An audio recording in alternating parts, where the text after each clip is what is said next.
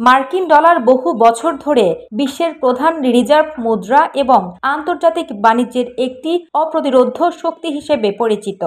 তবে সম্প্রতি নাটকীয় পতনের সম্মুখীন হয়েছে মুদ্রাটি। 2024 সালের প্রেসিডেন্ট নির্বাচনের পর থেকে ডলারের মূল্য কমতে শুরু করেছে, যা মার্কিন অর্থনীতি এবং বৈশ্বিক বাণিজ্য ব্যবস্থায় অনিশ্চয়তা সৃষ্টি করেছে।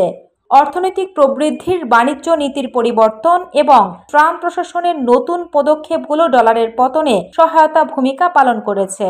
2016 সালে ডোনাল্ড ট্রাম্পের নির্বাচনী জয় পরবর্তী সময়ে মার্কিন ডলার একটি শক্তিশালী অবস্থান লাভ করেছিল। বিশেষত 2024 সালের নির্বাচনের প্রাক্কালে মার্কিন অর্থনীতি ছিল তুলনামূলকভাবে শক্তিশালী, যা ডলারের প্রতি আন্তর্জাতিক আস্থা বাড়িয়েছিল। ট্রাম্পের শুল্ক আরোপের পরিকল্পনা নিয়ে বিশ্লেষকরা মনে করেছিলেন যে এটি মুদ্রাস্ফীতি বাড়াবে, যার ফলে মার্কিন ফেডারেল রিজার্ভ সুদের হার বাড়াতে বাধ্য হবে এবং ডলার আরও শক্তিশালী হবে। বিশ্ব অর্থনীতি এবং বাণিজ্য ব্যবস্থায় ডলারের পতন একটি সিগন্যাল হতে পারে। তার একক আধিপত্য দিন দিন কমতে পারে, অন্য মুদ্রাগুলোর প্রভাব বাড়তে শুরু করতে পারে, যদিও এখনই এটি বলা সম্ভব নয় ডলার তার শীর্ষস্থান হারাবে কিনা।